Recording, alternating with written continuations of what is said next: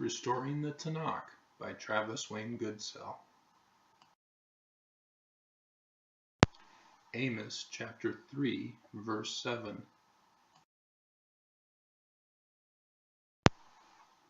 Amos chapter 3, verse 7 reveals itself as a Paleo-Hebrew text.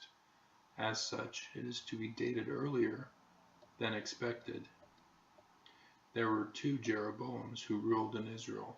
A redactor could have just as easily confused the two and added King Uzziah for interpolation.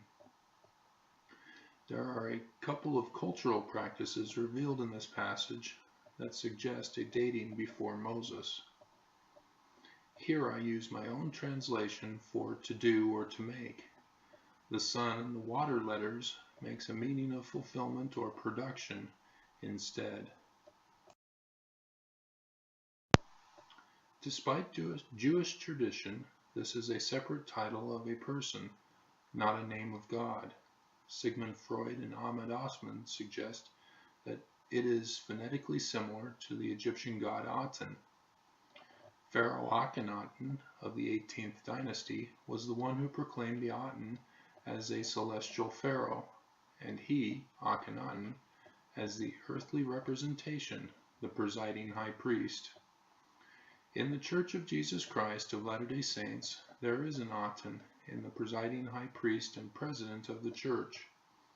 The role of Aten, or Adonai, is that of a Messiah like Moses, who lived during the time of Akhenaten. Ahmed Osman theorizes that the first kings of Israel were before the time of Moses.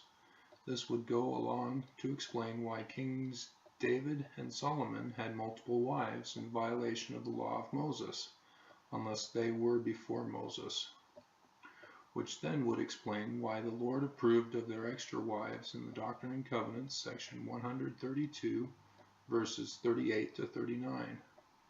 Moses, nevertheless, was the last Aten of the Israelites, doing away with the high priesthood and kingship, leaving the high priest of the Aaronic priesthood in charge, after Joshua led the Israelites into Canaan. In Paleo-Hebrew, the word dabar means word, not thing, which was a later addition to the vocabulary. Likewise, in Paleo-Hebrew, the use of the word El is that of God or intelligence when pluralized. Used as the definition of unto is a later addition to the vocabulary. As a singular noun, it would refer to what is called the Holy Ghost, who is a personage of spirit intelligence. The Holy Ghost stopped communication with the Jews after the captivity and didn't return until the day of Pentecost with Peter, who could be seen as the restored Aten. It is the Aten of Yahweh who receives communication through revelation or inspiration. El communicates through the Elohim. Because this is an older text, there is no joining of nouns, but an of is to be placed between them.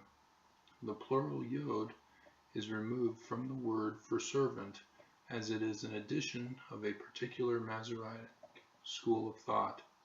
Thus we are talking about an individual. What is also of note is that Israel used to have a quorum of prophets. Therefore the Aten servant would be the president of the quorum of prophets. This is definitely not Jewish tradition, but is comparable to the quorum of 12 apostles, who are also prophets, with a president of the quorum. It is likely that Isaiah and Jeremiah were handed down versions of these presidential prophets, since the other prophets seem to quote them. Only the Church of Jesus Christ of Latter-day Saints has an Aten and a presiding prophet who receive revelation from the Holy Ghost.